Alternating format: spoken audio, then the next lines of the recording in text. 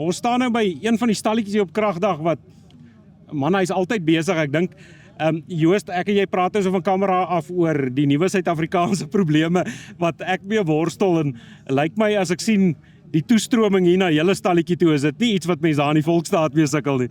Nee, kyk, ons het ons eie unieke probleme.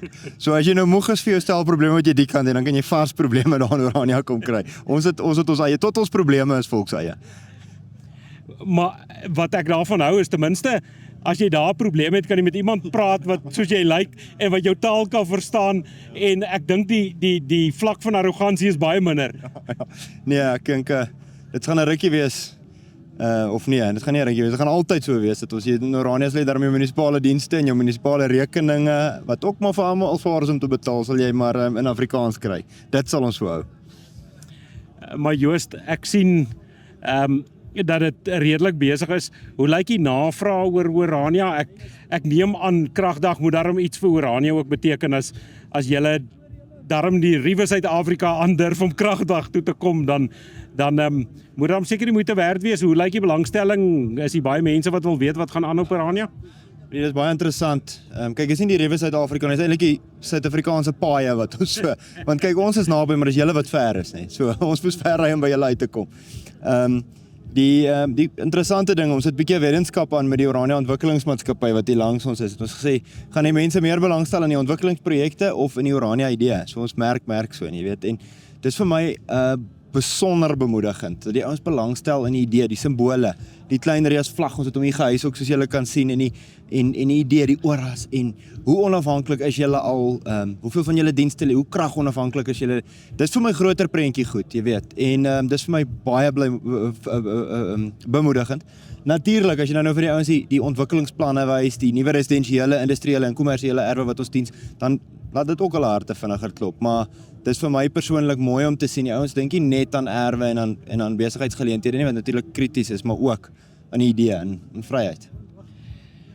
Joost, ek dink dis dalk vir iemand wat vir die eerste keer op Orania kom, is die wow-faktor dalk nie so groot nie. Maar ek was nou 'n paar somers terug laas in Orania en ek sê hopeloos te lank laas. Maar wat my elke keer opval as mens by Orania kom, dan is daar klomp nuwe strate wat voorheen nie daar was nie. Daar's klomp nuwe wonings. Soos jy sê, daar gebeur goed. Hoe lyk julle groei daarso? Vertel 'n bietjie vir die volk, hoe lyk die groei? Hoeveel nuwe erwediens julle, jy weet die klas van dinge, want ou wil seker die volk daar op die grond neersit. Ja, nee, absoluut. Ons het maar net agtergekom, jy weet, ons grootste probleem is nie plek nie. Baie mense sê, maar het julle nog plek? Dis nie ons grootste probleem nie. Natuurlik, ons moet nog baie plek, ons moet ten minste 50 km in elke rigting. Ons gebruik dit sommer as 'n duimsuig voorbeeld, want dit is so groot soos Singapore, is groter as Singapore. Jy weet, met 'n magtige ekonomie. Dan kan mens 'n ordentlike Afrikaner plek hê al. Maar ons grootste probleem nou is om ekonomie te bou. En dit los ons op deur infrastruktuurprojekte. So om erwe te dien. Jy moet nou dink, die koste van Orania was ook nie om die oorspronklike spookdorp te koop nie. Die koste was om 'n ekonomie daar te begin bou. As daar nie werksgeleenthede is nie, daar's nie besighede nie, daar's skaars infrastruktuur, dan moet jy daai goed bou voordat jy enige iets kan doen. Enige entrepreneur het 'n stelsel om hom nodig. En ek dink dis iets wat die entrepreneurs in Suid-Afrika so frustreer. Die stelsel om jou val plat, jou besigheid staan nog, maar jy kry nie dienste nie, of die paaie is swak, of die misdaad, hulle steel jou goed, of die krag gaan af, en jy kan nie gewerk kry nie. Nou, Orania is teenoorgesteld, hy het begin sonder daai goed, en nou begin hy dit opbou. So dis waarop ons fokus. Ons het 'n klomp nuwe erwe nou vergelege in heuwelse uitbreidingsprojekte van inisiatief om mense te help om huiseienaars te word by wat piepklein erfies is, maar dit gee ou daai eerste tree, tot Heuwelsig, bietjie Lexer, 'n Rooipoort daar wat die dorpsraad ontwikkel het, 'n klomp nuwe ander plekke ook. En dan natuurlik die groot ding nou is ons fokus op die oud en die jonk. So vir die bejaardes bou ons nou 'n hele nuwe uitbreiding. Ons mense sit daar buite in bejaardesorgsentrum met mense wat nie hulle taal praat nie. Jy weet, wat nie hulle kultuur deel nie, en die mense is oud en hulle het dalk al 'n bietjie Alzheimer's en so, en dit is vir hulle, dis spannend vir hulle. So ons probeer daai plek skep, en dan vir die studente. Nou weer eens, as jy praat van die hoeveelheid studente in Orania, is dit min, maar as jy sê 2019 was al 5 studente voltyds, 2050, nou is daar 250. 2 nuwe stadsdorpskoshuise word dan nou aangekondig volgende week. Nog ontwikkelings wat voor lê. So ons fokus vir die studente byvoorbeeld is 800 teen 2028. So dit gaan net die dorp druk. Joost, as jy nou so oor die studente praat, ons weet hulle is 'n unieke spesie. Hulle is deel van die volk, maar partykeer wonder ou maar nou verander dit die wese van die dorp of skakel die ouens gou in by Orania se manier van ding doen en by Orania se kultuur, want Orania het maar 'n unieke kultuur wat ou nie graag wil prys gee nie.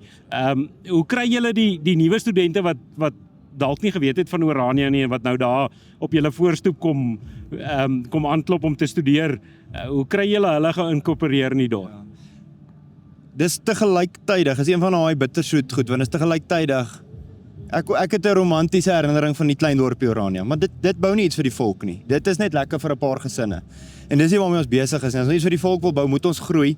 En as jy groei, gaan jy verander. So dis bittersoet, maar dit is eintlik baie opwindend om te weet ons kan iets groters doen. Die ander ding wat bittersoet is jy weet daar kom studente aan, dan sit ons 'n monument vir oom Paul op. Daar staan die ding.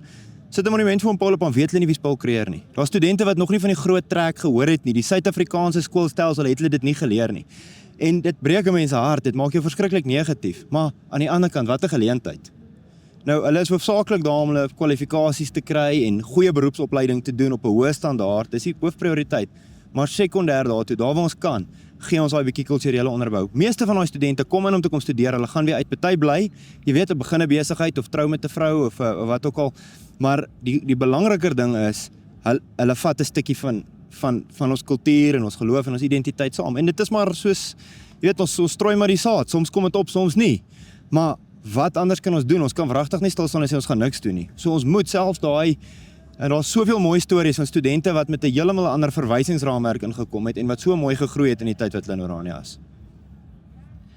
As jy nou jou kind wil bekeer, stuur hom Orania toe om te gaan studeer. Stuur die bekeerdes dat hulle die ander kant kom help bekeer. Ja, gelukkig weet ek daar behoort nie tekort aan hulle te wees nie, maar ook as jy na ontwikkeling wil kyk, onthou ons almal bly nie jonk nie, jy verdien dalk nou jou brood in die stad, maar op 'n stadium is dit tyd om 'n bietjie af te skaal en 'n bietjie rustig te raak.